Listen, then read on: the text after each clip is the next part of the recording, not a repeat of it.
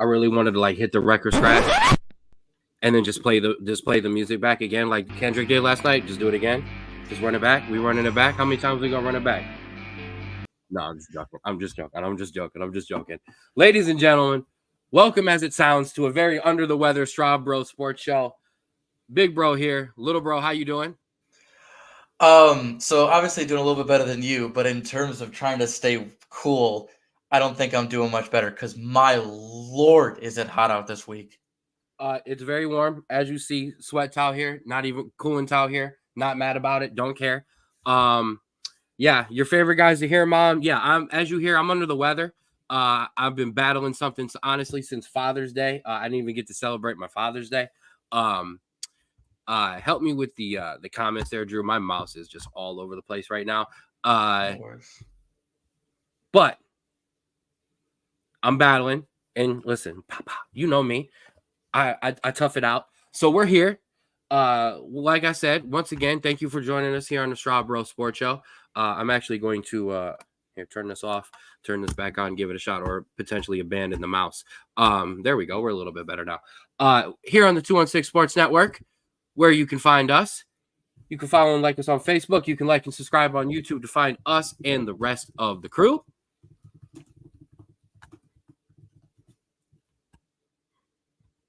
Off to the best start in the world. Where you can find me and the rest of the crew. 4th and 15 with Mel and Smooth. The Jay Rich Show. The Rulers Minute with Rico McGee. Rico just dropped one. I think it was this weekend. Outside Interference. Big news on that coming very, very soon. That's all I'm going to say. And the Straub Bro Sports Show. Straub Bro Sports Show. You can find us everywhere. You can find us on TikTok at the SBSS. You can find us on Twitter or X at Straub Bro Sports. And you can catch us on Spotify, Straub Bro Sports Show, where you can find everything we have ever done, all of our little special episodes, all kinds of things like that. Also, a big shout out Casey Productions for letting us post in on their Facebook and YouTube page. Like and follow both of us. Give everybody a little bit of love there. Also, a big shout out to my guy Austin Fink at Create Your Own Wave Apparel. You already know what it is. It's my favorite thing to do. Don't ride the wave. Create your own wave. You can check them out on Instagram at Create Your Own Wave 2021. And you can get the actual merch at cyowoapparel.myshopify.com. Boom. I didn't lose it. It's right here. You're going to have to take over graphics, Rob. Inside knowledge. We're all over the place today. This is why I can't be sick and I can't have a broken mouse. That's where you can find Austin. And we've got a new one, and I'm putting the graphic up. Oldtimecandy.com for all your retro candy needs. I still got the box, man. Okay. Now we've made a dent in the box. Okay. But I still have the box. Like I said, I don't want to dump it, but there's still a lot of great stuff in here. I'm definitely about to jump in the Big Leap Chew. What? There's some Warheads in there? Oh yeah, baby, Warheads. I'm telling you, this is, and I know we're not supposed to promote this, but dude, there's some old school candy cigarettes in there too. Okay, that I'm definitely about to have some fun with when the child is not around. So hit up oldtimecandy.com. Remember, use promo code SBSS for 15% off of your order. All right, bro. It's been a minute. Technically, since we've done a regular show, since last week we were doing all of the Euro stuff, but we've got news and we've got things to talk about.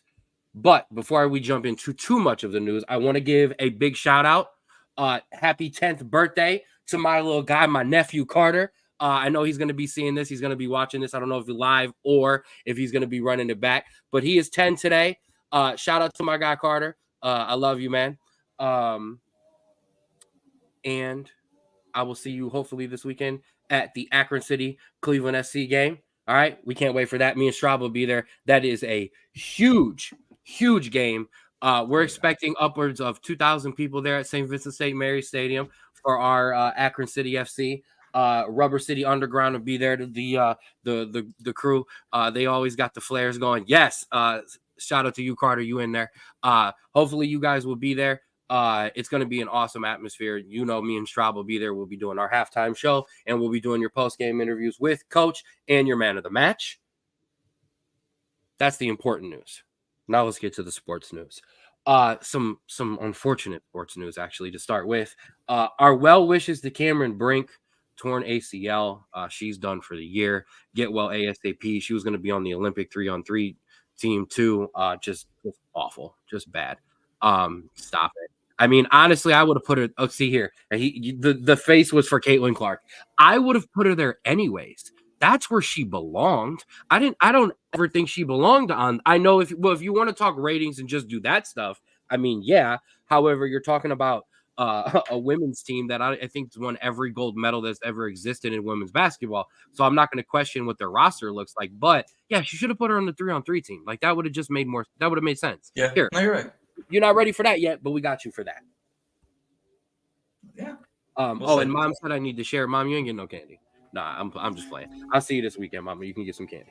But so that takes care of the bad news. But bro, it is summertime, so it might be time to talk about some hot dogs. It might also be time to get the grass cut, apparently. So yeah, this is a weird one. The sport that everyone looks forward to around July, the hot dog eating contest had some controversy over the week. So it was announced, I want to say on Monday, that Joey Chestnut had signed a 4-year, $1.2 million contract with Impossible Food, which is a vegan food company. Shortly thereafter, hang on, Pops. And he's already blown up the comments about something. Just hang on, Pops. I got you there. Shortly thereafter, the company behind the hot dog eating competition, Major League Eating, which I think is an amazing name, by the way, put out that they had banned Joey Chestnut from competing in the tournament until he does not represent a rival brand. Now, they had said that as soon as he does not sign with or does not promote the food company, the Impossible Foods, he is allowed back at the tournament. But Joey Chestnut has remained firm in the fact that he wants to do this deal. He had reportedly gotten $200,000 to perform at the competition last year, so he is making an extra $100,000 in this deal per year. But for those that are wary of watching the hot dog competition without Joey Chestnut, fear not, because Joey Chestnut and former champion and basically the only other high-profile eater that was also banned from the competition for similar reasons, Takeru Kobayashi, are set to face off in their own competition on Netflix on September 2nd. So if you can wait a couple more months, get into the fall where we're getting some football going, we get to watch two of basically the best eating competitors ever square off on a live event. Okay, couple things here. First of all, shout out to Cedar Hill, Texas, probably the only place in the world hotter than us right now. Second thing, if you're available on Facebook to send us some stars and you want to send us some stars, send us some stars. It only supports us. Thank you. That was from the boss. And like I said, Pops, I'm going to get to that. First of all, this is the stupidest thing in the world. Like why? Oh my goodness, that was an excuse to use the towel. First of all, fail on you. We haven't done chest bumps and head slaps in a very long time on this podcast. That's true. But an absolute head slap to whoever, and I can't even remember what you called them, for kicking Joey Chestnut out. Nathan's or not Nathan's. Just Major whoever. League Eating. Major League Eating. Just shame on you. You're a joke. It's why you lost Kobayashi to begin with, and Joey Chestnut carried you. Now, here's the other thing. I'm gonna watch the Nathan's hot dog eating contest anyways, but not live. Just at some point when they replay it the million times that they replay it that day, I'll catch it and I'll watch it. And then I will absolutely tune into Netflix to watch Joey Chestnut versus Kobayashi. Like, are you kidding me? Oh, This 100%. is 100%. now, and just like I ordered Pacquiao Mayweather when that fight was 10 years too late, and this eating contest is 10 years too late, I'm gonna watch it because I am a sucker for anything sports related. Absolutely. I want to point this out real quick. We are officially hotter than Texas. It is 90 in Cedar Hills, Texas. It is 92 currently where I am sitting right now. So it's hot. It feels like it's 84 and just in this room. So I apologize if you hear the fan running. If the fan does not run, I will pass out. Okay. Any other news? I've got nothing. Yeah, we got three more pieces of news. Oh yeah, we've got some big NBA news to talk about as well. Yeah, so we got two. We got a hiring and a firing. First off, we'll go with the firing. Pistons have fired head coach Monty Williams after just 1 year. Monty was quoted as being blindsided by the fire. The Pistons now owe him $65 million. There was some bad parts of the season, but honestly, there isn't a lot that Monty could do with that roster more than he did. I know I don't want to compare it to the Hugh Jackson era in Cleveland because I feel like he was given more opportunities, but being kind of that bad and that much stigma, unfortunately, it does hold you somewhat. Yeah. I'm gonna. So full. Me and bro talked about this topic behind the scenes, and it shifted around a little bit. Monty Williams is dealing with some really, really unfortunate real life issues in terms of his wife's health and she's in Phoenix. Detroit backed the Brinks truck up to get him to come, and they didn't really do a lot for him. I don't think he was really probably in the right mind to probably give his best effort either. And I doubt we see Monty Williams coach this year. I wouldn't be surprised. Detroit as an organization is just failing all around. Draft picks, just kind of everything in general. So they kind of need to, I would think, clean house and try to get it together there. But we'll see what happens on that end.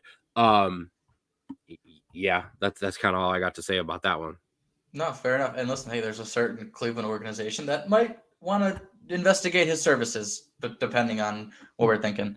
Yeah, I don't know. For me, I get it, more experience, but I kind of the same kind of defensive coach, the same way JB is, and I don't know. Personally, I want Monty to go home and take care of family. You know, that's most important. Very fair. As I do the show sitting across from my brother. You know what I mean? I'm not going to say anything else other than that. But yeah, I mean, and I agree with this. There's no real chance there, but they don't have. There's nothing, and they got one guy. The drafting hasn't been great. I don't know. And we're gonna talk about this in a second since it did get brought up. But all right, get to the other news. Yeah. First, I want to say you're stupid in the chat, and you know who you are. The hiring is by the thing that covered the entirety of the playoffs, which I'm going to rant on later. The Lakers have hired a head coach. Can't stop it. I'm trying to go through this, and I can't do it either. I just noticed it. The Lakers have hired a head coach, and it is someone who has kind of been in the news of this reported lately. Mm-hmm. JJ Redick has been hired by the Lakers. It is a 4-year deal. There has not been any news on the salary as of yet. I guarantee you in this past 5 minutes that we've been on air, it's probably been put out there. But considering they were ready to give Dan Hurley $70 million, I wouldn't say probably not that much, but I would consider it to be somewhat in the ballpark. They had also reported that they really made the decision based on what Anthony Davis was looking for and his opinions on it. So an interesting one, someone who has a lot of knowledge, but not a lot of coaching experience. And so this is unfortunately very Laker-y as of late, of just taking big swings and not hitting a lot. So what we're not going to do is pretend like they didn't offer Dan Hurley like the biggest contract of all time and get shut down. So, you know, we're not going to pretend like this isn't the second choice because it is. We're not going to I mean, we're just going to be honest about this part. Two white guys are not going to sit here and talk about also what Stephen A talked about black head coaches not necessarily liking that JJ is stepping in and getting this. Good luck. Yeah. I mean, it's same thing I said for Dan Hurley. You know, the minute LeBron doesn't like your play call, you're in trouble. I will say this: hire the right assistant coaches, and you'll be okay. Here's where 100%. I think he really messed up. Jeff Van Gundy just got hired. That's an assistant. And that's who should have been sitting next to JJ Redick. Somebody with enough experience, although the problem for JJ is you don't want to also put someone as your assistant coach who could easily be the head coach come, halfway through. And I know LeBron hasn't committed yet. This has a lot to do with Anthony Davis. Writing is all on the wall. LeBron coming back. The reports last year were and yeah, the JJ is 100% to entice LeBron. There were not reports. LeBron was recruited by Dallas, by basically Kyrie. And LeBron was like, yeah, I'd love to play with you in LA. So I don't know. I can't see LeBron going anywhere, especially with the way they're manipulating the way they're manipulating the draft too. I mean, I agree. We can go back and forth about it all day long, but I think he stays personally. But yeah, honestly, I think this could go very similarly to how Jason Kidd's coaching career started, where the first one was awful, the second one got a little better, and now he's finally starting to be a winner. But you need that assistant experience. You can't just get kind of thrown in there. And I feel like this is where it's going to be, where he's just going to be in way too over his head, and there's just going to be a lot of drama, unnecessary. But we will see.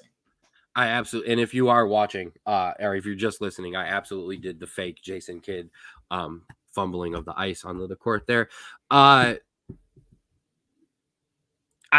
Nick's throwing up a question. And so what if Cleveland, I mean, you're going into some major what ifs there. I mean, that's now you could be playing a scenario where you wasted your draft pick on a kid who's telling you, I'm not coming here and I'm not coming to play.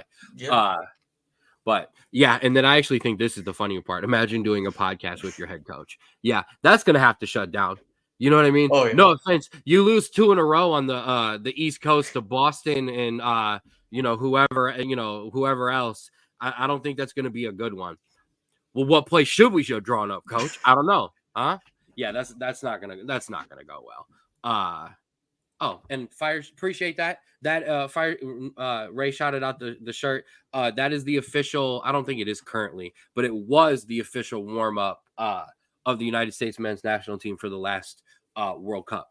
And yeah, Timmy Howard, shout out there. We're all United States men's national team out today because, I mean, spoiler alert, we'll just touch on it.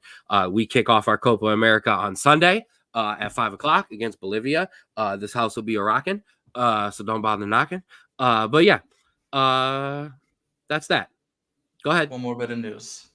Yes. It's been a bit, but we can talk about it because it happened this weekend.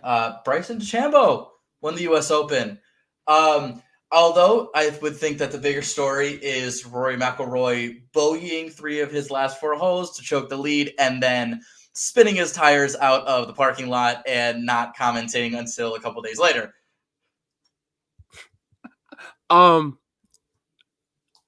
This is tough because it's all fun and games for me to be the Rory hater that I kind of am until he does something like this, and now I could just rot. I mean, it's kind of funny. I mean, this is no offense, guys. This is who Rory is. I'm just tired of. I just was on the beginning of it. I'll be honest with you. I'm sorry. I'll tell the truth. Like I've not been the biggest fan of Rory. This has always kind of been. He's kind of been a pouty guy. He's kind of a whiner. He's a poor sportsman. But he's also really good at golf. Like I'm not going to say that. I'm not also here to say that like he's not good or anything. But probably one of the weirdest battles of a Sunday of like 2 of the most unlikable golfers in golf, but also 2 golfers who people who like them love them. Shout out to Bryson though. He's kind of turned it around. I was always a Brooks Koepka in the Brooks Koepka versus Bryson DeChambeau contest. But I shout out to Bryson. He's like I said, he's turned it around. He has fun with the crowd. Losing the weight and not being so bulked up. You know what I mean? Has helped his game as well. You don't have to hit it 847 yards. The holes aren't that long. But I'm just saying. So I mean, yeah, shout out to him. And like I said, yeah, Rory. What about that? All right, let's move on. All right, and we're gonna switch it up. We're gonna go before we dive into some sports. We're gonna give away some awards. What award is that? Straub Bros of the Week. Brought to you by Create Your Own Wave Apparel. Don't ride the wave. Create your own and become a Straub Bro of the Week. Bro, you got one? I do have one, and this one is somebody that we're gonna talk about in a minute, but I feel like has to have some sort of recognition here. And that man came back from an injury on his hamstring and decided to just, say, oh, that didn't affect me whatsoever. And you know who that man is? That is Stephen Kwan. Because Stephen Kwan is an absolute menace right now. This man is batting a 396. It got up to 400 today, but it dropped back down after he created an out. He is on pace to be, if he keeps this up, the 14th highest single season average in MLB history. And I think the closest one in of this time frame or this era was in the 70s, I think, because everyone else is in the 30s and 50s. No one has touched this in so long. And you know what? 5 home runs, 20 RBIs. I don't care right now. If you are batting leadoff and you are hitting 400, you are setting your team up for success every single time. And you know what? It's not even just his bat. He is a consistent threat in the outfield every single time. And it is absolutely unreal. So props to him.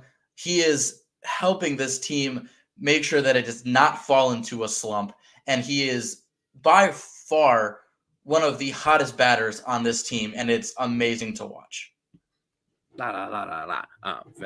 So, and he's batting, I think, a 650 after he has seen the pitcher a third time, which is absolutely ridiculous. And he's almost, and he will, because he currently doesn't qualify for the batting title. He will gain those at-bats back, and he will finish there. So I'm just everybody slow down. Is the Asian Tony Gwynn? I like it. He's like an Ichiro. That's what his power reminds me of. Just an all-around hitter like Ichiro. Kenny Lofton before he was inspired by Ichiro. Kenny Lofton before he wanted to hit everything out of the park later in his career. But I mean, yeah, we're talking George Brett. We're talking Tony Gwynn. We're talking Ichiro. That's who we're talking about with Stephen Kwan right now. So yeah, but we will dive back into the Guardians here in a second. Because I want to bring this up because it's what we do. Yes. My Straub Bros of the week because my Straub Bros of the week because I've got more than one. First of all, and I threw it in the news, but he was already in my Straub Bros of the week. Like I said, my guy Carter, Mr. 10-year-old, happy birthday. I want to give my son a shout out for my Father's Day, one of my Father's Day gifts that he made. That was awesome. And we have a huge game this weekend. So my Straub Bro of the week, Akron City FC, let's go get it. Big game against Cleveland. Chance to separate themselves in the standings. Like I said, we will be there. And you should be there too. If not, join in on the stream. I will share the link on our social medias so you can find the link as well. And while you're at it, jump back to last week's show. We had Evan Littress with us to talk about the Euros. Evan was awesome. Long-winded like the two of us, which made it for an entirely exhaustingly long show, but it was still probably, I want to say, I'll put it up there with any Euro podcast that you have out there or Copa America podcast that you have out there. And while it's going on, and we're going to talk about it, go back and watch that episode as well. All right. Those are your Straub Bros of the week. Those are the people who separated themselves. And now let's do it. Let's talk about the NBA Finals real quick because they are over and done with. And guess what? I was dead as wrong. Yeah. 4-1. Celtics win their 18th championship. Boo. I'm not going to pretend like I'm a fan. However, I want to say this. Yes, I had Dallas. Okay. And I had Dallas, and I had Luka and Kyrie sharing the MVP. So listen, horribly wrong. However, I did get something spot on. I said the Celtics would win a championship if Jaylen Brown was the best player. And not only was Jaylen Brown the best player, Jaylen Brown was your Bill Russell Finals MVP, which should be renamed the Michael Jordan LeBron James Finals MVP, and we should give Bill Russell the regular MVP, whatever. But yeah, they are better when Jaylen Brown is the one and Jason Tatum is the best number 2 that you could possibly find because he's a number 2 who could also be a 1. I also want to criticize Jason Tatum because, man, if you would stop being KG and Steph and Angel Reese quotes and just be the person, bro. And just be the person who picked his son up in the confetti and was like instant into dad mode, which is the Jason Tatum that I love the most, like 100%. Like that's my guy. Like when he shoots into dad mode, like I'm in because like that's when the real Jason Tatum starts to come out. Not the anything is possible and then whatever the Steph one was, it was just awful. It was horrible. But they won. So I got to give them that. Your thoughts on the Celtics before we jump over to the Dallas Mavericks? I guess all I have to say is finally and good because you objectively had the better team. You've been there before, and you finally capitalized on the amount of talent that you've had for the past 5 years. So great, good for them. They deserved it. It's hard to win a championship, but this is the one that if you didn't win, you were the ultimate chokers. You were the ultimate whatever, insert, line there. But they got the job done. They deserve it. And I am forever jealous of Boston fans for the amount of championships that they currently have. There you go. On the Dallas side, I mean, I'll be honest. Just Luka's got to lose a couple pounds. Luka's got to lose a little weight. He's got to get in a little bit better shape. And he's got to be healthy. And then they just run it back. Yeah, and also you got to see that, like, I wrote this here. I go, they lost all their key players. But then I had to, like, explain myself. I go, not due to injury, just nobody else showed up.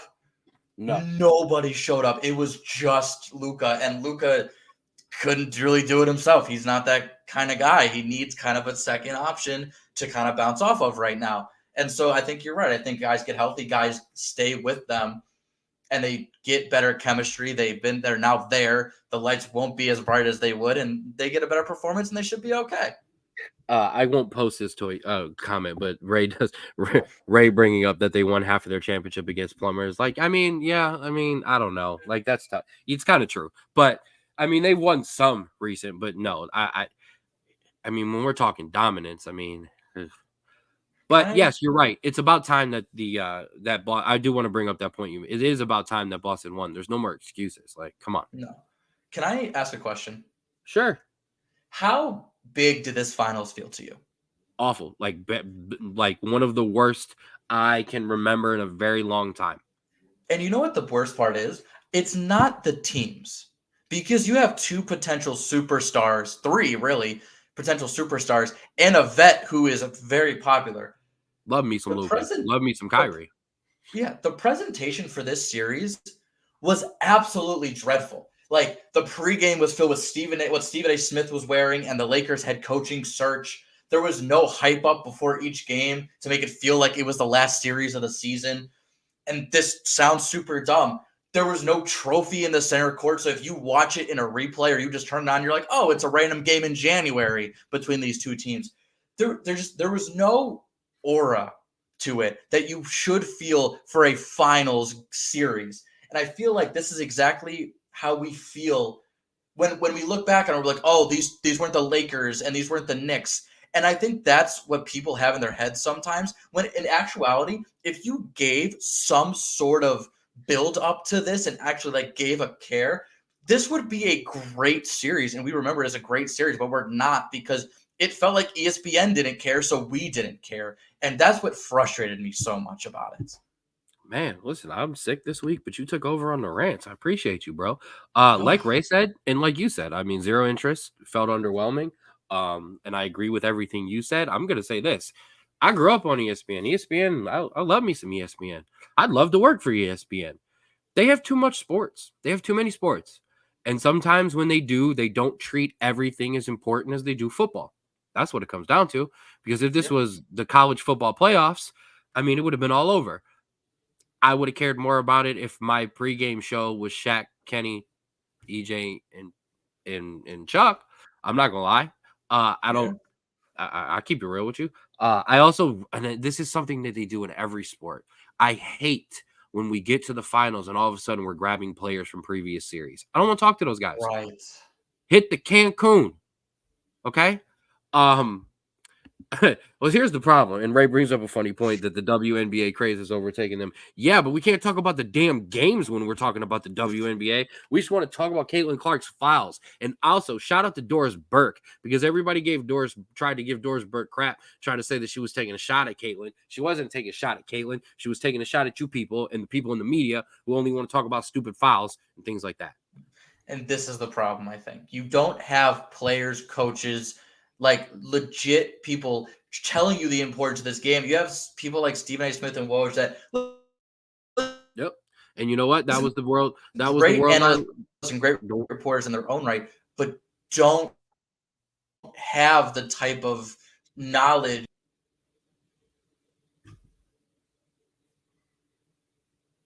Oh, yeah. They don't have the type of knowledge and insight that the players and coaches have, or like the importance of it. And that's what we got from inside the NBA is all these guys, like they would joke around and stuff like that. But when it came to actual analysts, it was so good. And it wasn't just theater or overreactions on everything. And that's what I think is the worst part of it.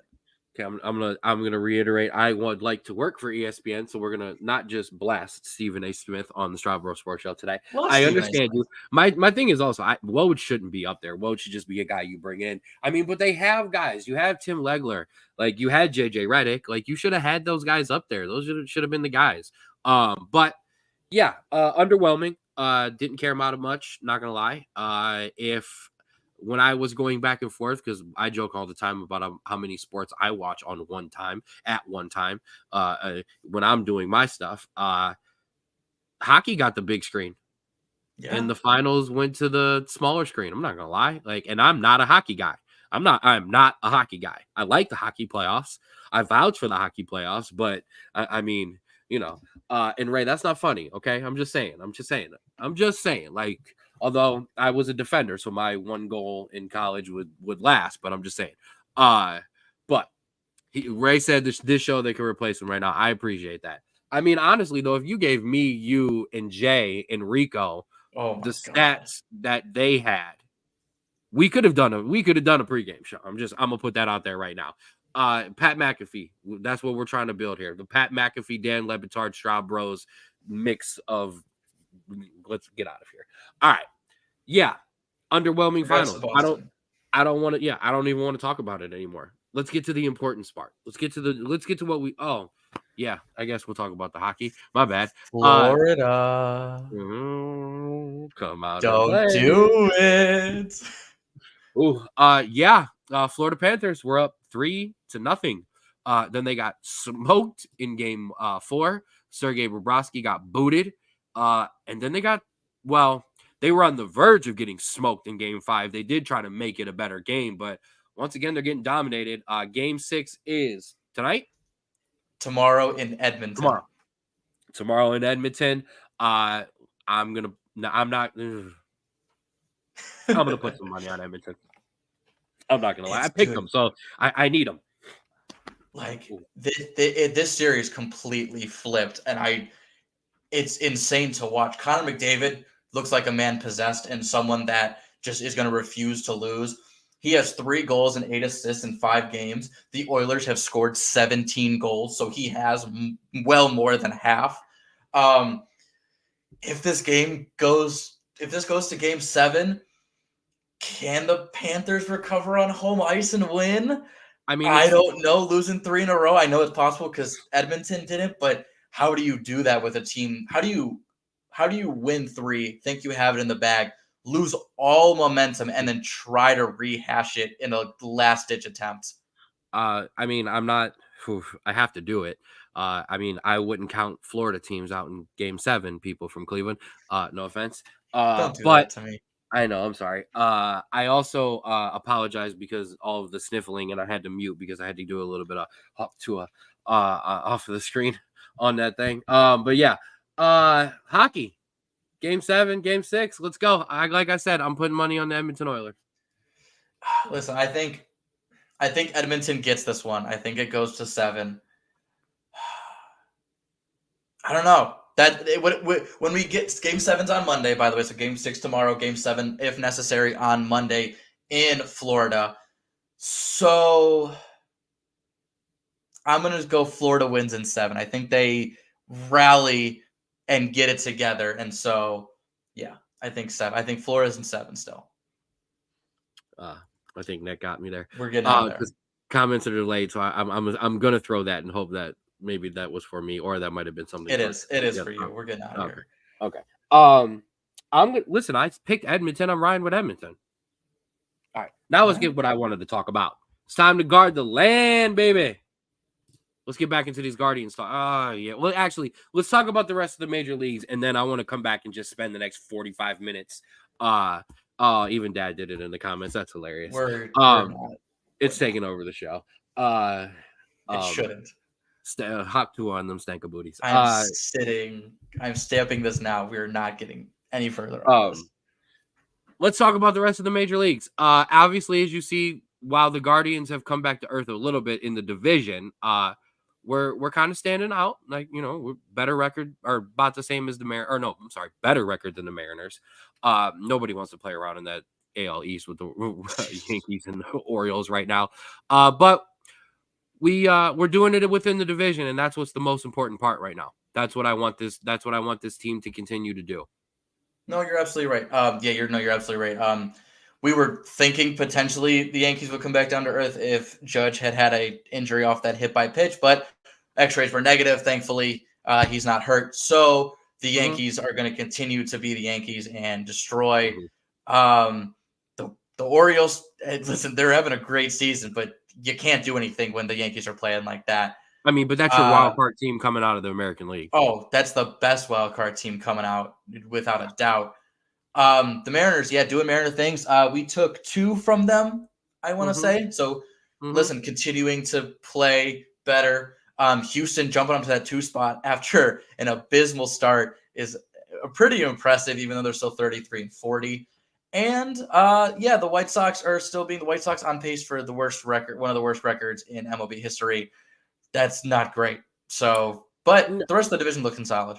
No, and Dad had made a comment that the other 2 teams, and I'm up on another comment, so I can't look back at it, but that their other 2 teams are playing better, and they are. Royals and the Twins are going to battle us. We got to keep playing this way, but what is nice is Houston and Texas have digged themselves such a hole that we actually might be able to sneak into one of those wild card spots, and I originally didn't think it was possible, but this team is consistent. I've been waiting to put this comment up. I scrolled back up. This team is starting to feel special. It kind of is. The starting pitching is what it is, and I really don't think this team is going to make a big move. I think they're going to ride this out. I think because of Bieber being unhealthy, Tristan kind of having the off year. I don't think they're gonna go make that move. I'm gonna eat some. I'll absolutely eat I'll eat the shit there.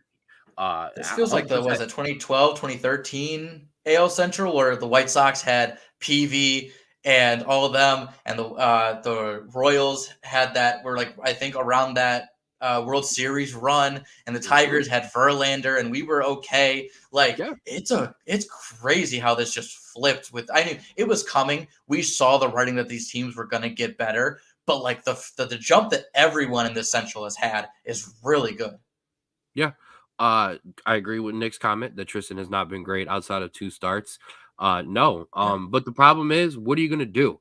Now, I guess the question would be, have any of these kids come up that you're done with and you'd be willing to package for a pitcher? I'm not really too sure yet. I'm not going to lie to you. I don't think Vogt is too sure yet, and I think that's why we haven't made a move.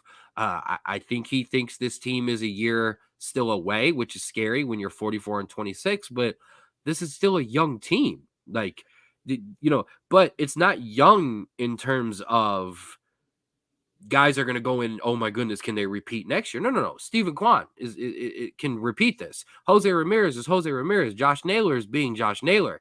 We're seeing what Tyler Freeman can do in his spots. We're seeing what Arias has been able to try and do. We're seeing what Fry can do. Bo is giving a hell of an effort. He had an RBI last night. I understand, but the problem, I understand, right? His arm is hanging on by elastic bands. I mean, and I agree, we probably should have shut him down, but it's why I don't think we're gonna make that move, because I don't think they thought they were gonna be here. So I believe that the vision was, okay, we take this year, and then next year we see which of these guys we're done with, and we're in the beginning of it now. Everybody's like, yo, let's go get a guy. Who you giving up? Because that's the other thing. And that would be my question to you, Straub. That would be my question to Nick and Ray. Everybody says go get a pitcher. Who you trading, guys? I haven't heard that back yet, because I don't know either. So let me give it an opinion here, and I want to see if you think I'm correct on this. And of course, Dad loves him some old veteran. Oh, I was thinking fries. But I love me some fries too. But I need to lose some weight, so I got to stop with the fries.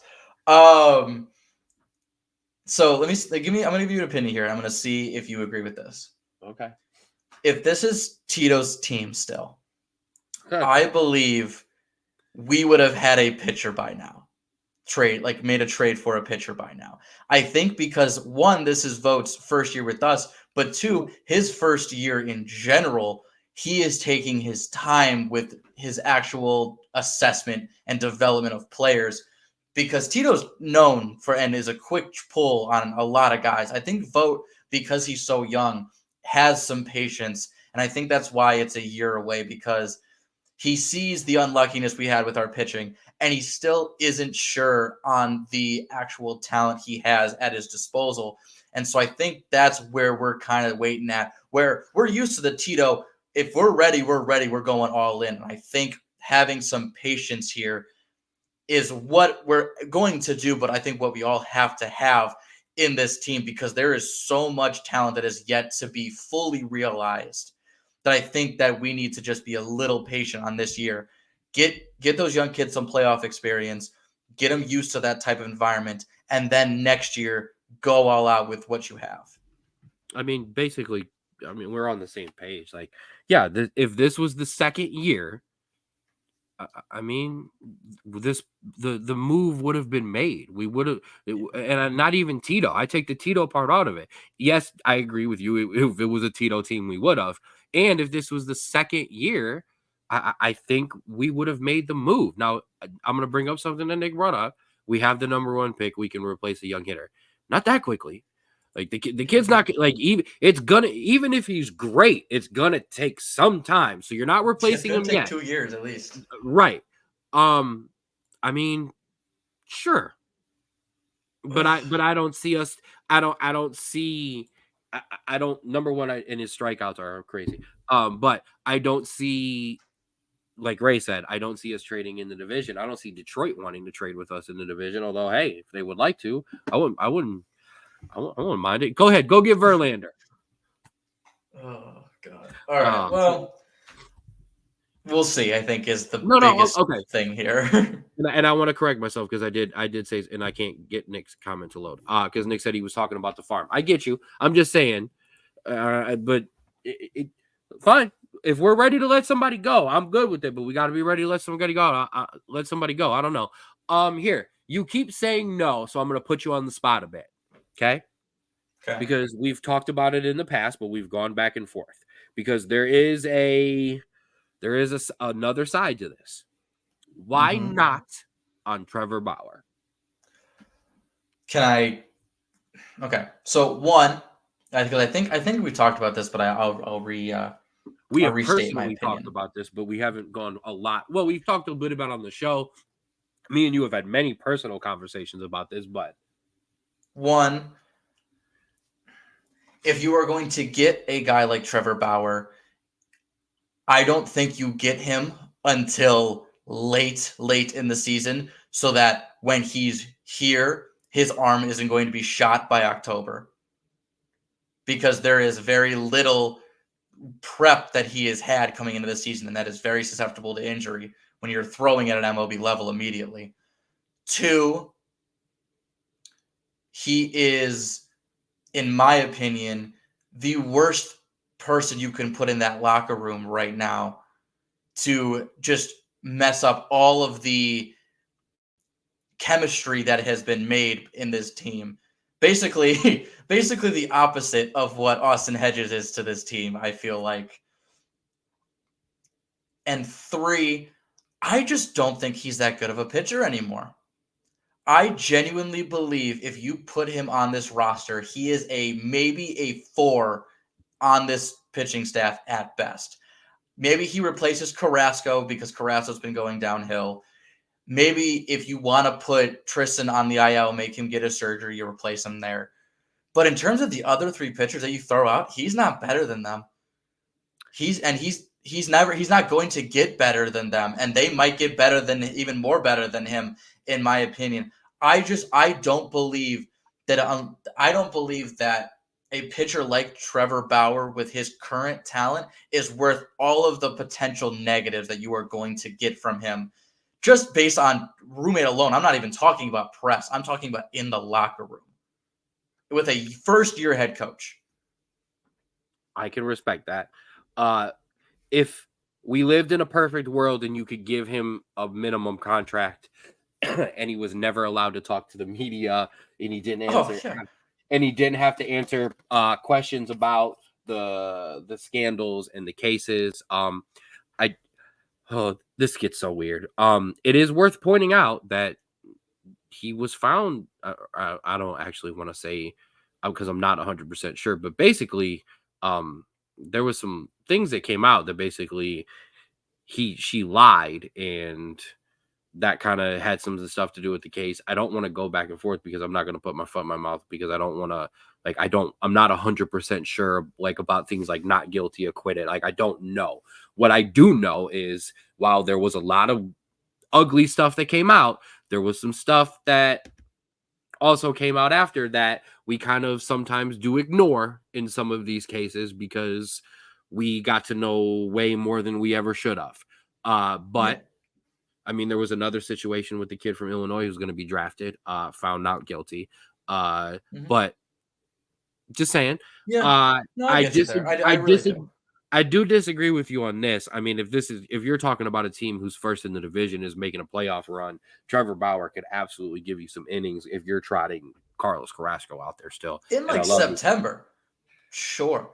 Yeah. I don't think now is the best time when he hasn't pitched at this level in how long, and he didn't have a preseason spring training. He hasn't warmed up he hasn't a full warm up. I actually would prefer that, if I'm being completely honest. If you can get him for cheap. I'm laughing at the comment on the screen. Yeah, no, I'm saying I actually agree with that. Where is Cal? Rockies. Okay. That's the other thing. Nick brings up a great point. Bang. It is a great point. That's a good point. Maybe send him up. Yeah. He's been pitching in the yeah. Okay. No, levels, that's serious. No. That wasn't a comparison. That was telling you where, But I don't know. I'm just saying. And I'm not saying do it. But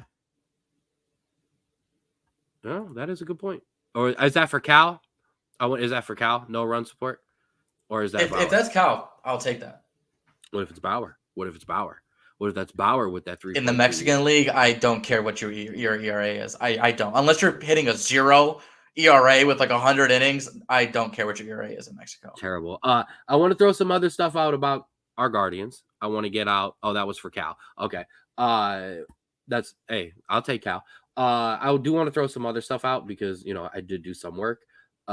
We talked about Stephen Kwan and his 397 batting average. We're about to have 2 players with 20 home runs. Shout out to Jose and Josh Naylor. We asked where those home runs were going to come from. We have 79. We would be 12th in the majors. Yeah. Let's go.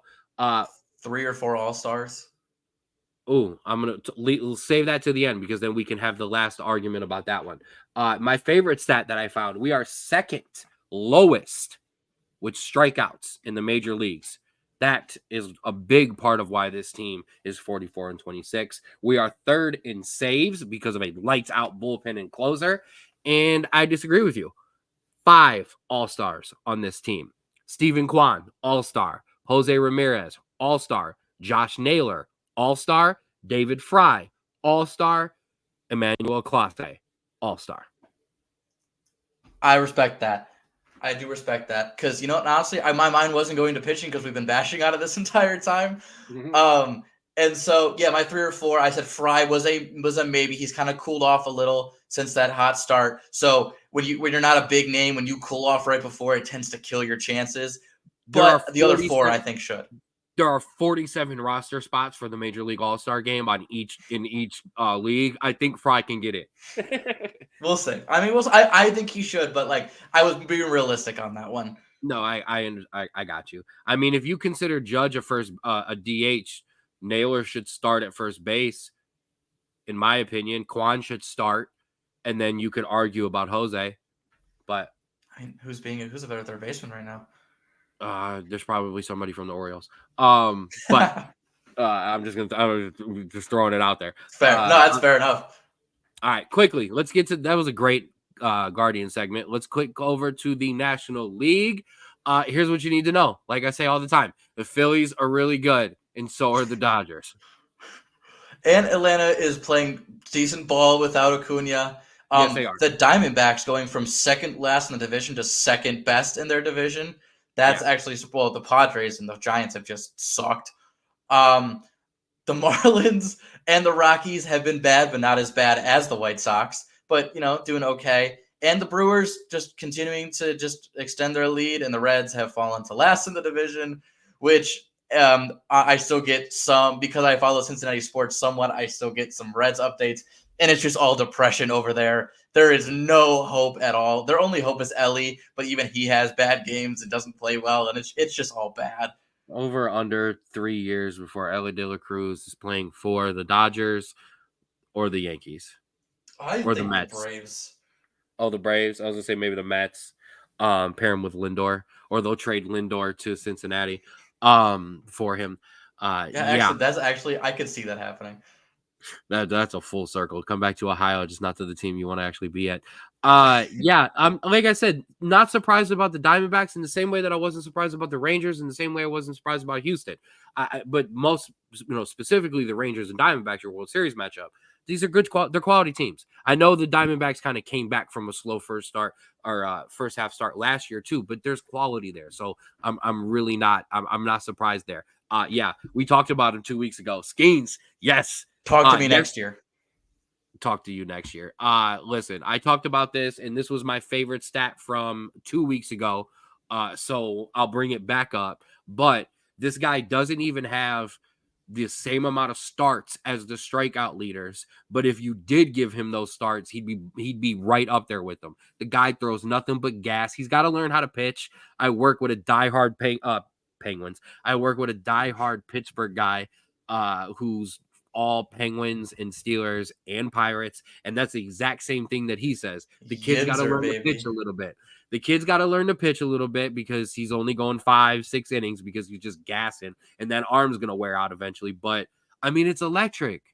Boogie, oogie, oogie, all right? I know, I always say it. You got to look at things like Chris Archer and players like that. Yes, Nick. Next year. You got you got to look at players like Chris Archer and all those kind of players that they start off and they're throwing gas and they're breaking balls or next level stuff, and we're talking this guy's great, and then you get into an awful organization that either overuses you or doesn't know how to develop you properly, and within 3 years they are a 3 or 4 on, the Tampa Bay Rays or the New York Mets or the Nationals, and you never hear from them again. I'm sorry. He looks amazing. Talk to me in a year or two. If he is still their ace and still throwing BBs, sure, I will say it. Thank you, Nick. You are prisoners of. Give this guy time. He could be great, but he could also be playing in AAA ball in 3 or 4 years. Listen, no, none of those guys looked like him. The last time, he did not. He did not look. Hunter Green did not look like this. Okay, and the Pirates are actually being smart. They are pulling him. All right, they're not allowing him to just run off into the game. Okay, no way in hell will the Tribe's picking him up. we don't got the prospects in the world to get that kid right now. It would honestly, there's not many pitchers you're saying no to behind him, like just because you don't know what you have yet. Like, yeah, I agree with what Ray said. Like, and here I'm gonna talk about it. I haven't been this excited to go find some other guy or some other guy's pitcher and go must see TV than last time I remember that was Strasburg. Okay, that's the last time I was seeking guys out. Oh, I know I want. Ohtani's was pretty electric. Oh no, yeah, Ohtani. But a lot of that was also the batting as well. It wasn't just the pitching. Like, you're right. You're right.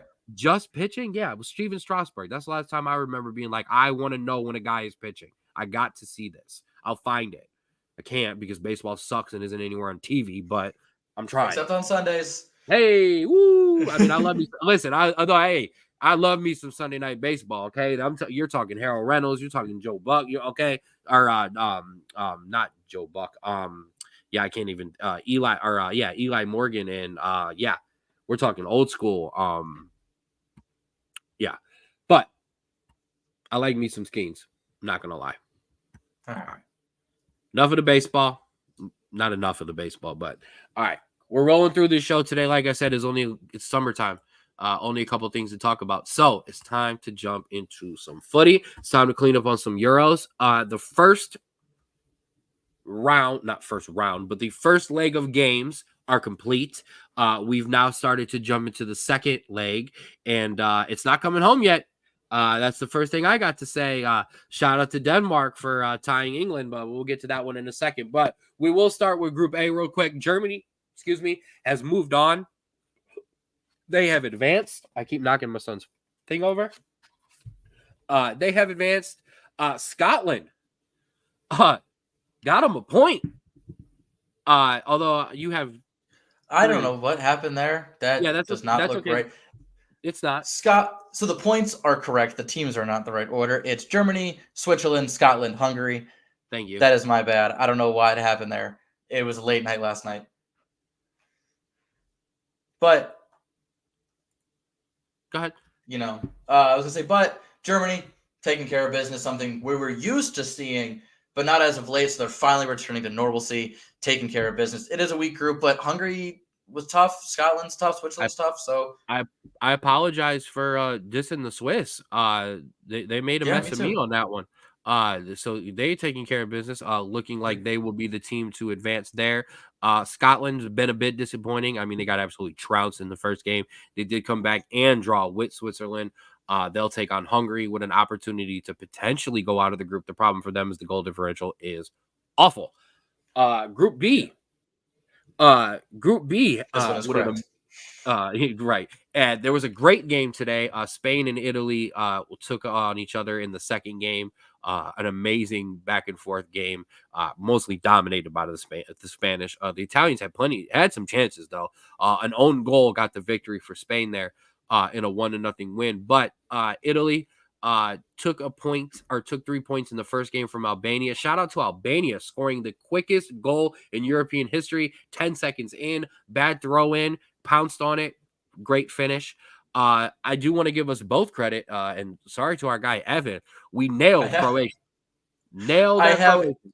I have in parentheses Croatia finally over the hill as we expected. Parentheses. Sorry, Evan. Close Sorry, parentheses. Evan. Sorry, Evan. Shout out to you. That's a tough one. We knew it was gonna happen eventually. Like it's just that golden He's generation. 38. Modric is 38. I know, and they need to get some youth in there. They need to get some more. They need to get some players. This team needs to get turned over to Kovacic, and they kind of need to roll from there. Bringing in some youth. So yeah, we knew that was going to happen. Rolling over into Group C. Like I said, it's not coming home yet. Now England do look like the likely favorites to advance out of this group. However, they drew with Denmark today, 1-1, in a great game that I want to be honest with you. Not only was the crowd angry with the substitutions and how England was playing, listening to that game with two English commentators was amazing because in the game when Gareth Southgate made those subs and he took off Harry Kane, Saka, and Phil Foden, they were just like, what? Why? What are you doing? This isn't good. This isn't working. This isn't what you should do. It was hilarious. Denmark dominated large sections of that game, had most chances, should have won, honestly. Would have helped my bets as well. I'm not doing too bad on the Euros. I'm not gonna say if I'm positive or negative because we don't go into those type of things, but yeah. Yeah, I mean, not that I want to talk too much about Greg, but yeah, Gareth Southgate just looks shambles. Does not look great. Not surprised. I don't think he's a great coach. Surprised about England. I mean, I said it last week. If the England that comes to the Euros is passive, they are not going to do anything in this tournament. And listen, if you are conceding possession, well, okay, so first of all, Southgate, along with Greg, is a possession-based manager. They want all of the possession most of the time. If you are conceding most of your possession to Denmark, when you have to play the Netherlands, France, and Portugal in the next rounds, you aren't going to do anything. They're going to get out of this group because they have to play Slovenia. And Slovenia, while good, is lacking in just some talents. And I think the talent's going to override it. I don't think they're going to get past the quarters with this mentality, man. This is absolutely terrible. I've never seen an English team this bad with this much talent before. And I know you might be able to bring back, with Rooney and Lampard, but I don't think they even look that bad. They were just disjointed.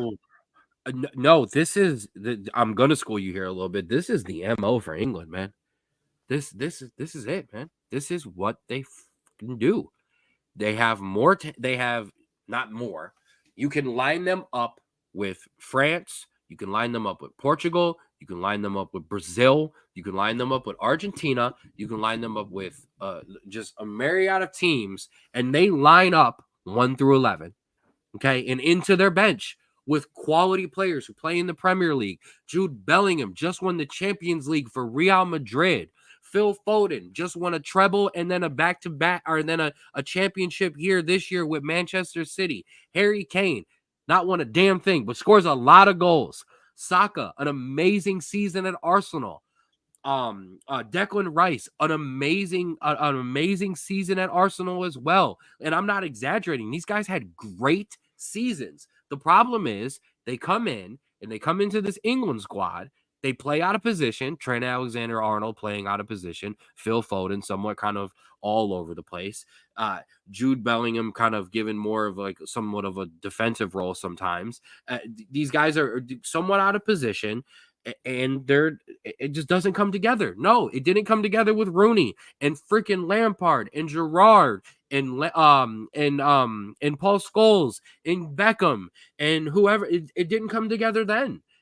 For some reason, when these guys get together, and I don't know if it's ego because it was back then, Rooney, or Ferdinand and Jason Terry and Lampard and Gerrard have all talked about it. They didn't like each other. There was egos. We all just wanted to beat each other. And maybe that's what it is here again for England. Maybe these guys are so competitive in their own domestic league that they can't get together on another level. But then that's on them. Screw you guys. Yeah. That's on you. Get it together for club and country. Like, what the hell? Yeah. So I was going to touch on that. I'm glad you did. No, I'm glad you did because I wanted to touch on the exact point you were going to touch on. Every other country, you have, you know, Brazil, you have especially the South American teams, Brazil, Argentina. Most of your players aren't playing in Brazil or Argentina. Oh. They're playing somewhere else. When you have the French team, not a lot of the French people are playing in France. Nope. Is it? And also, yeah. So, and here, and then also, you look at the culture of soccer in those places. It is vastly different than what it is in soccer, where rivalries are in England very much a violent kind of thing and a drawing your lines kind of thing. Do you think that that mentality is kind of ingrained in the national team where from birth it is hard to play with someone just because they play on a separate team and they battle like they do all the time in comparison to the other players? You have guys, I mean, Roy Because you don't see this in Keane's. Germany, and a lot of them play in Germany. I understand. Yes. And I yes, because if you grow up in Brazil, yes, you have loyalty to your clubs, but your goal, if you're Brazilian, is to play for your national team. If you're English, your goal is to play for one of the biggest clubs in England and win a Premier League and win a Champions League. And yeah, win a World Cup too. There's an added to that, you know? So yeah, here's the other thing. You know, for the most part, Munich and Dortmund, they've dominated Germany. Obviously, Real Madrid and Barcelona have dominated England. Yeah, Manchester United dominated sometimes, and Manchester City dominates now, but there was some Newcastle, and there's some Arsenal, and there's some Liverpool, and there's Chelsea dominance, and you know there's other teams. So yeah, I could understand it because there are guys who won't play for other clubs. There are guys who once they play for Manchester United won't go to Liverpool, won't go here. There's guys who play for Chelsea won't go to Arsenal. You know, who play for Spurs won't go to Arsenal. You know what I mean? Like these things happen. So yeah, I can understand it, but at the same time, come on. Like, and I also don't think he's the greatest coach for this team.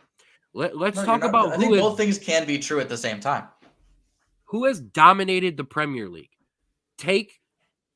Who has won championships in the Premier League recently? Let's go all the way back to my guy. He's Scottish. Then let's go Chelsea. It was Pep. Or I'm sorry, it was Jose. It was Jose and Antonio Conte. Antonio Conte. And then who did it at Manchester City? At Manchester City, it was Pellegrini. It's been Pep. Who did it at Liverpool? Jurgen Klopp. What do all of those guys have in common? They're not English. But they get the best out of the English talent. So maybe they need to hire somebody who's not English. I mean, that's not wrong. Which would also be another uproar in that country because they also want an English manager for their English team. But you know what the issue is? The way if you look at any English manager, name me one that plays as attacking as any of those coaches you mentioned. There's none. Because the Englishman it's still the 4-4-2 mentality, even if it's in a different system of we're gonna defend, we're gonna control the midfield, and we're gonna get some chances on the counter, you know, in terms of that. And I think that's the issue there is you don't have that kind of mentality in an English system. And I think that's the massive issue here. But I think we're also rambling way too long about the English national team, and we need to move on. We absolutely do. Because I was gonna say it. Brendan. I was gonna say Brendan Rodgers, but he's not English. No, he's Scottish, Irish. I don't know. No, he's from the UK. Here, I'll look. He's from the UK. He's from the UK. Okay. So I was gonna say Brendan Rodgers. That's about all I know in terms of attacking football. Okay. Okay, then hire Brendan Rodgers. Screw it. Sure. Let's see what happens. Sure. All right. Group D, only one game in. Obviously, Netherlands. Go ahead. He's Northern Irish, so it's separate. Absolutely. Oh, it's 100% separate. No. So there we go. I apologize, Brendan Rodgers, for calling you English. I knew you weren't. That's why I said it.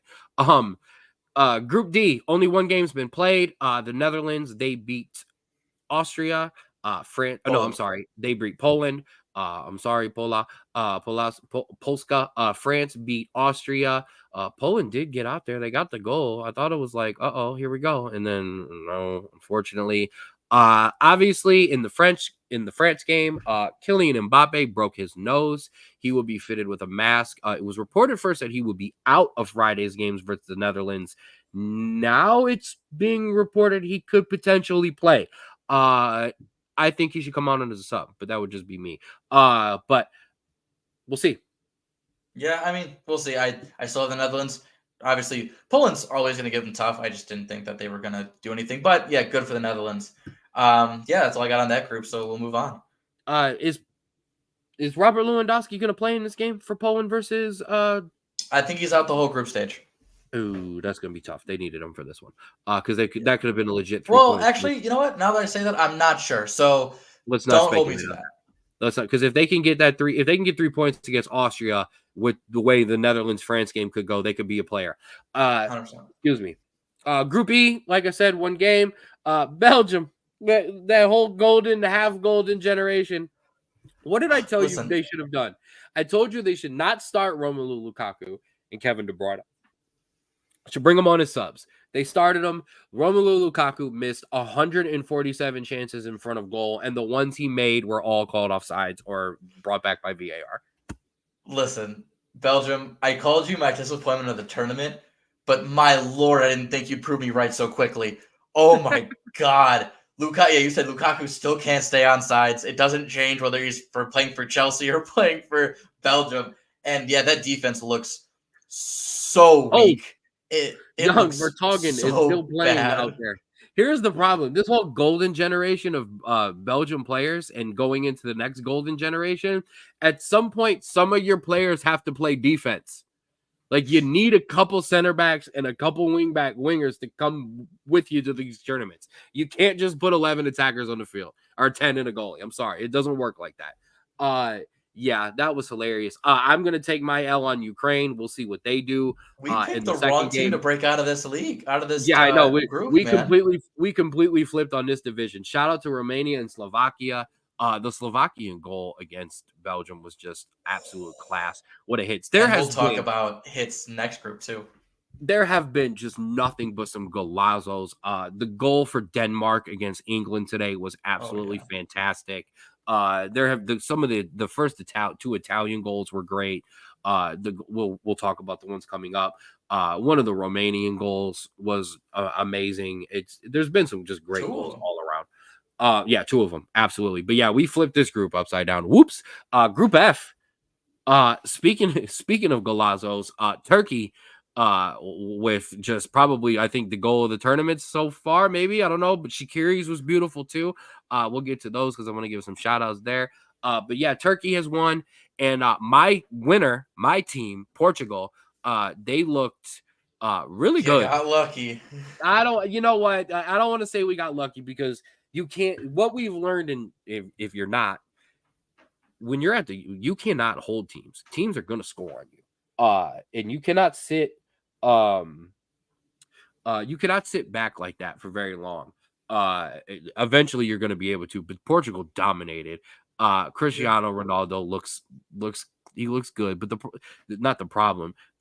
The whole thing about there's only one ball. Those Portugal players are playing for each other and they move the ball. I'm very impressed. I was a little nervous about it, but they look fine. And honestly, I think that this game is kind of going to be a wake-up call. Not that they played bad, but that they need to play a little bit more clinically. Because listen, those 2 goals were off of deflections, off of Czechia players. And so just a little bit more, consistency, a little more being clinical, and I think they'll be just fine. But they're playing Turkey on Saturday, and Turkey looks damn good. And that's going to be a fun game. I expect Turkey to make it out of this group, and I expect Portugal to make it out of this group as well. But I 100%.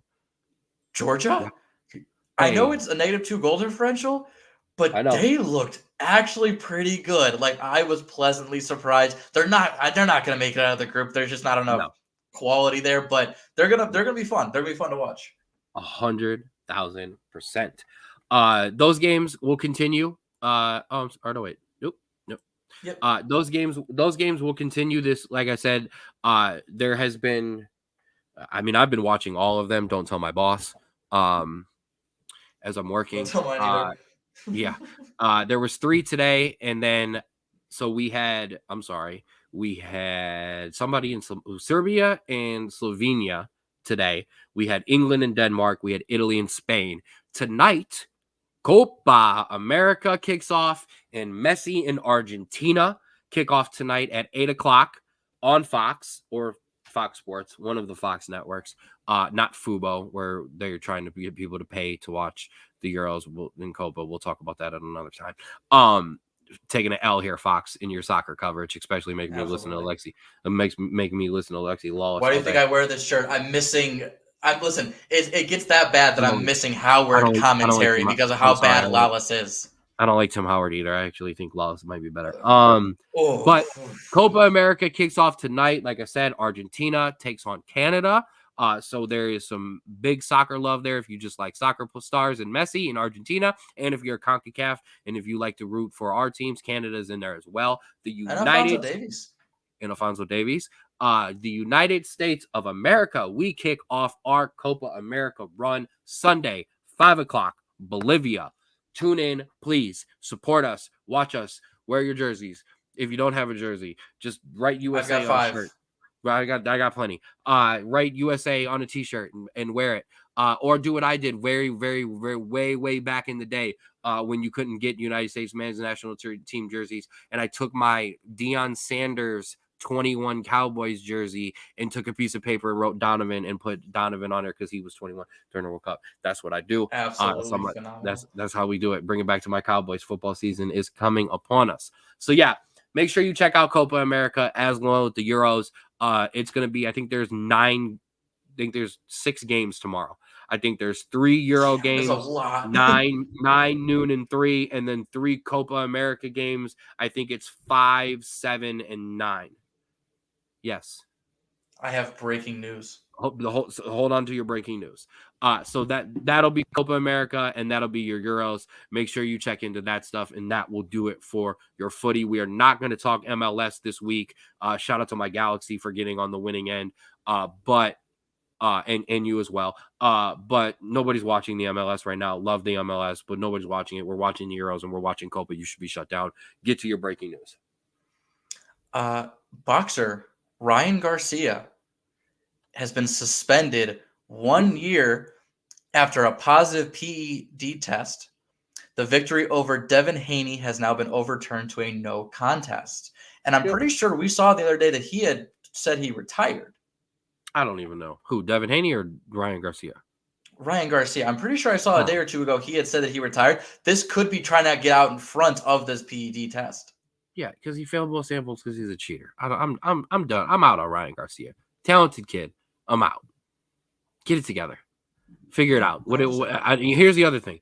I'm going to take that back because I used to get mad. I used to kind of defend Floyd Mayweather on certain things, not on all things, on certain things. These guys take punches to the head for a living. Sometimes we shouldn't let them talk because sometimes multiple hits to the head kind of, especially right after the fight. Like, that's the worst part, I think. Yes. Joe, I know a lot of people don't like Joe Rogan, but Joe Rogan will not talk to fighters after they're knocked out. He doesn't like that because you're not there. You don't know what you're doing. But yeah, I'm not surprised. Go away, get clean, get yourself together, stop tweeting weird things. That's how I kind of feel about that. Mike Tyson, Jake Paul, that was canceled. Tyson unfortunately was injured. I'm not had an issue. That has not been rescheduled. However, Jake Paul will take on. He's going to fight someone else instead. I can't remember who it is off the top of my head. We'll tune in. I wanted to see Mike whoop his ass. I'm not gonna lie. Nothing against Jake Paul. I believe in Mike Tyson. So until somebody knocks out Mike, I don't believe that. Go ahead. And finally, because I don't want to miss this. We want to extort our well wishes. Hall of Famer baseball player Willie Mays has died at 93.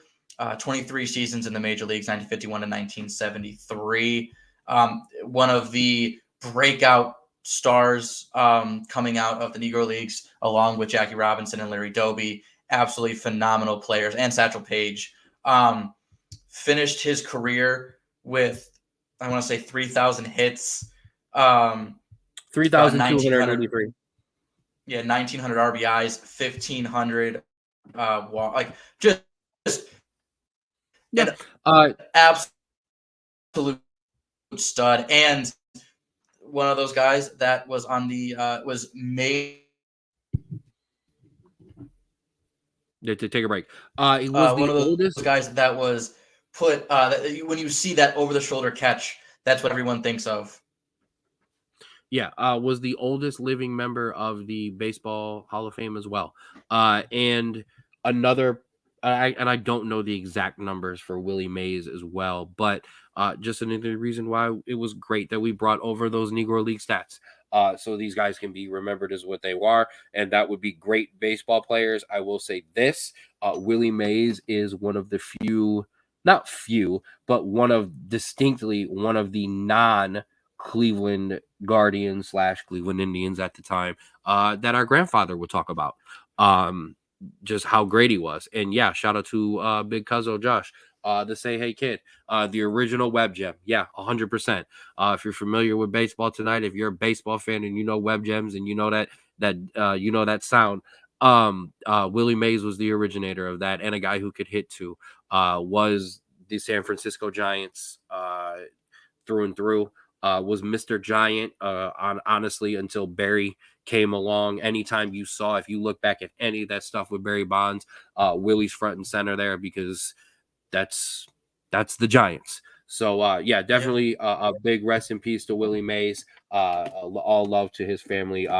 Yeah, we continue to lose legends, unfortunately. But yeah, and of course I know Dad's gonna bring it up. Yeah, that catch was against the Tribe too. That over the head catch that any of us who have ever played baseball have thrown and made the catch ourselves, let alone tried to do it ourselves. So we are doing ourselves. So we raise our glasses to you, Willie Mays. Rest in peace. I did want to throw something out there because I did kind of just dismiss the MLS there on our Euro segment, and that we weren't going to talk about the MLS. I want to give love to Shaqiri, the first MLS based player to score a goal in the Euros. And then we had our first, when Slovenia scored, we had our first Slovenian league based goal as well. I meant to get those into my Euro stats and I absolutely forgot there. So I want to throw that in. Awkward to throw that in after the Willie Mays rest in peace. But hey, we gotta get in what we gotta get in. Yeah. Anything else, my guy? I mean, just to say thanks for watching. Oh no, I didn't mean that. I meant anything on the actual I know, show. that's what I'm saying. I'm ready to wrap this one up. Absolutely. Thank you again for rocking with us this week, watching, listening, commenting live. There's been a lot of you this week running with us back on Facebook, YouTube, Spotify, wherever you are watching us on the 216 Sports Network. The 216 Sports Network, that's where you can follow us. You can follow and like on Facebook. You can like and subscribe on YouTube. You can also find the rest of the crew. Who is the rest of the crew? 4th and 15 with Mel and Smooth, the Jay Rich Show, the Rulers Minute with Rico McGee, and Outside Interference, and also the Straub Sports Show. Straub Sports Show. You can find us everywhere. You can find us on TikTok at the SBSS. You can find us on Twitter or X, whatever you want to call it. I still call it Twitter sometimes, at Straub Sports. You can catch us on Spotify. Just type in Straub. We'll come right up. You can jump on Spotify. You can rock with us all the way back to the beginning. Catch all of our episodes, our United States men's national team episodes, our soccer episodes, our crunch time episodes, our NFL draft episodes, whatever you want. You can go back and you can rock with us there. Breath for me. Shout out to Casey Productions. Like I said, we're in the YouTube page today. We appreciate that. Make sure you like and follow both of us all over the place. It does nothing but help all of us. As always, shout out to my guy Austin, CYOW. Create your own wave. Don't ride the wave. Create your own. Make sure you check them out on Instagram, CYOW Apparel 2021. Or I'm sorry, Create Your Own Wave 2021 on Instagram. But CYOWapparel.myshopify.com. Check out Austin's stuff. We have got some polos coming in that we're going to be able to rock and look professional when we're doing our interviews. Big shout out to my guy, Austin. He cooked those up for us. Those are coming soon. And check out all his stuff. I'm about to order some shorts from Austin. And that's a big thing for me because I'm picky about my shorts, but his are fire and I want some. So check them out as well. And as like I said, that would be for Great Draw Wave. And make sure you check out alltimecandy.com. All your candy needs from the freaking 20s to the 90s. Look at this box, guys. Look at this box. Go get some candy. All right? Yeah. Alltimecandy.com.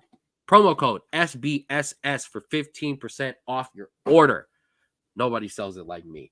Shout out to Barb. I appreciate that. And we appreciate her and Austin. Like I said, little bro's got nothing else. Thank you for rocking with us. We really, truly appreciate you. I'm under the weather this week, so thank you for bearing with me with all my mistakes and mess ups this week, because I know there's been an absolute F ton. They're great. Shout out to Ray. Ray ordered some boxes. Oldtimecandy.com. I'm glad that you gave that endorsement. 80s decade box can't go wrong. There you go. Live endorsement from somebody who's eating the candy himself. I love it. I love it. Appreciate your love, mama. Straub, I will see you on Saturday for Akron City, Cleveland, round 2. Thank you, everybody else. Like I said, whether you're running it back or live, we appreciate you. We thank you. And as always, we encourage you to, Straub, love yours.